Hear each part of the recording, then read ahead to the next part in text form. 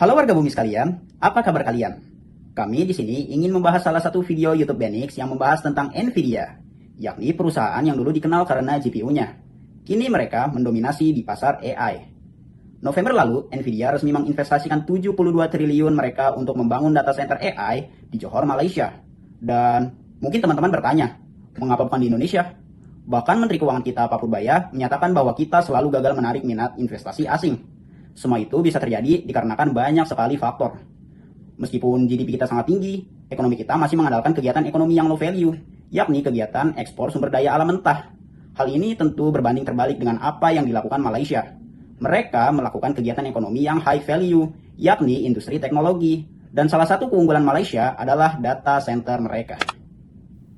Di Malaysia, tepatnya di daerah Johor, sudah banyak data center berdiri. Data center di sana telah digunakan beberapa perusahaan global di dunia. Bagi teman-teman yang belum tahu, data center adalah data center itu ialah fasilitas khusus yang digunakan untuk menyimpan, mengelola, dan mengolah data dalam jumlah yang besar.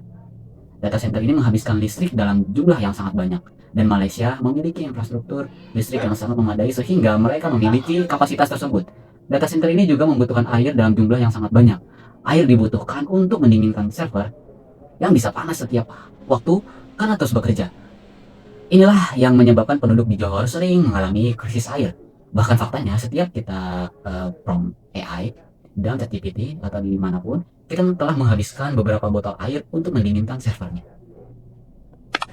Dalam video Benix tersebut dapat diketahui jika dilakukan Nvidia adalah FDI, yaitu ketika perusahaan di luar negeri menggunakan model di suatu negara, nilai investasi Nvidia di Malaysia sangatlah besar, yaitu puluhan triliun rupiah, sehingga seharusnya bisa memberikan dampak besar bagi perekonomian seperti membuka lapangan pekerjaan dan meningkatkan pendapatan negara. Selain itu, istilah iklim investasi yaitu kondisi suatu negara yang menentukan apakah investor merasa mudah atau sulit untuk berusaha. Iklim investasi dipengaruhi oleh peraturan pemerintah, kemudahan perizinan, dan pelayanan birokrasi. Jika iklim investasi tidak mendukung, investor bisa memilih negara lain. Lalu selanjutnya terdapat salah satu poin penting dalam video, yaitu birokrasi.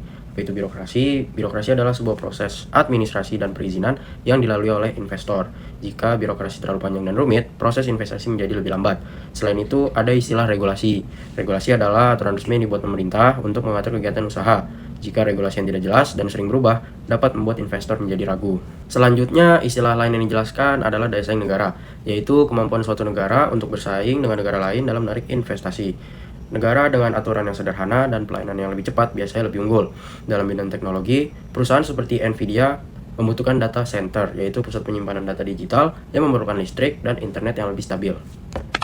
Poin paling krusial dari video tersebut adalah pengakuan resmi dari Otoritas Keuangan Indonesia mengenai fakta bahwa negara kita kalah dalam menarik investasi asing di sektor teknologi tinggi, khususnya dibanding dengan negara tetangga seperti Malaysia yang terbukti sukses menarik investasi besar dari perusahaan global seperti Nvidia. Pengakuan ini menjadi indikator penting bahwa keunggulan komparatif Indonesia atau pasar besar dan sumber daya alam tidak lagi membandai dengan karena investasi global memprioritaskan faktor kepastian regulasi, efisiensi, birokrasi, dan infrastruktur tiap pakai. Kelompok kami sepenuhnya setuju dengan inti pesan video karena kasus-kasus investasi yang batal atau dialihkan, termasuk kasus Tesla dan Nvidia, secara konsisten menunjukkan adanya kelemahan struktural dalam iklim investasi, di mana kurangnya stabilitas kebijakan dan proses perizinan yang rumit menjadi penghalang yang utama. Selanjutnya, pelajaran utama dari analisis ini adalah urgensi untuk beralih dari ekonomi berbasis sumber daya mentah atau low value menuju ekonomi berbasis teknologi dan inovasi bernilai tinggi atau high value. Mahasiswa harus menyadari bahwa stabilitas regulasi, efisiensi sistem, dan pembangunan infrastruktur adalah fondasi vital yang harus diperjuangkan untuk kemajuan nasional. Selain itu, pengembangan kompetensi global, termasuk kemampuan berbahasa Inggris, menjadi keharusan agar sumber daya manusia di Indonesia siap bersaing di pasar kerja teknologi internasional dan mendukung reformasi struktural yang diperlukan dalam sistem investasi negara. Tapi kalian tahu nggak sih guys, kalau sebenarnya ada kasus yang serupa yang pernah terjadi sebelumnya ini. Nah, kasus yang aku sebut itu adalah investasi Tesla. Pada tahun 2022 sampai dengan tahun 2023, Tesla sempat melirik Indonesia sebagai lokasi investasi. Hal ini didorong oleh fakta bahwa Indonesia merupakan salah satu produsen nikel teratas di dunia. Seperti yang kita ketahui, nikel merupakan bahan utama pembuatan baterai kendaraan listrik. Produksi nikel di Indonesia mendekati 1,8 sampai dengan 2 juta ton pada tahun 2023. Berdasarkan data dari US Geological Survey, menjadikan Indonesia sebagai negara yang potensial untuk investasi ini. Kehilangan investasi manufaktur berarti melewatkan nilai tambah, manufacturing value added, lapangan kerja terampil, dan transfer teknologi. Namun, Tesla memutuskan untuk tidak melanjutkan investasi pabrik kendaraan listrik di Indonesia. Tesla justru memilih negara Asia Tenggara lain seperti Thailand dan Malaysia yang dinilai lebih siap secara industri.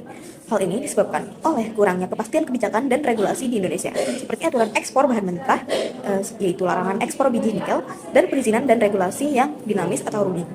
Sedangkan di Thailand dan Malaysia, kedua negara tersebut dinilai siap dalam hal industrial dan ekosistem. Thailand memiliki industri otomotif yang matang, dapat dilihat dari produksi kendaraan pada tahun 2022 sekitar 1,8 juta unit. Hal ini menunjukkan rangka ekspor yang kuat dan rantai pasok yang mapan. Infrastruktur rakitan dan jaringan pemasok pun sudah kuat. Malaysia menunjukkan pertumbuhan cepat pada penjualan EV dan kebijakan aktif untuk menarik investasi baterai atau EV. Pemerintah Malaysia juga mempromosikan fasilitas baterai dan ekosistem pendukung. Hal ini memungkinkan Tesla untuk memulai produksi dengan lebih cepat dan resiko yang lebih kecil. Dari pembahasan video Benix dan contoh kasus investasi Nvidia serta Tesla, dapat disimpulkan bahwa kegagalan Indonesia menarik investasi asing bernilai tinggi bukan disebabkan oleh kurangnya sumber daya atau pasar, melainkan oleh lemahnya iklim investasi. Indonesia masih terlalu bergantung pada ekonomi berbasis sumber daya mentah dengan nilai tambah rendah. Sementara, negara seperti Malaysia dan Thailand telah lebih siap dengan industri bernilai tinggi, infrastruktur memadai, regulasi yang jelas, serta birokrasi yang efisien. Kasus Nvidia dan Tesla menunjukkan bahwa investor global memprioritaskan kepastian regulasi, kesiapan infrastruktur seperti data center, serta kemudahan perizinan dibandingkan sekedar ketersediaan bahan baku. Oleh karena itu, Indonesia perlu melakukan reformasi struktural dengan memperbaiki birokrasi, menstabilkan kebijakan, dan membangun ekosistem industri teknologi agar mampu bersaing di tingkat global. Jika tidak, Indonesia akan terus kehilangan peluang investasi, nilai tambah ekonomi, lapangan kerja terampil, dan transfer teknologi yang sangat penting bagi pembangunan jangka panjang.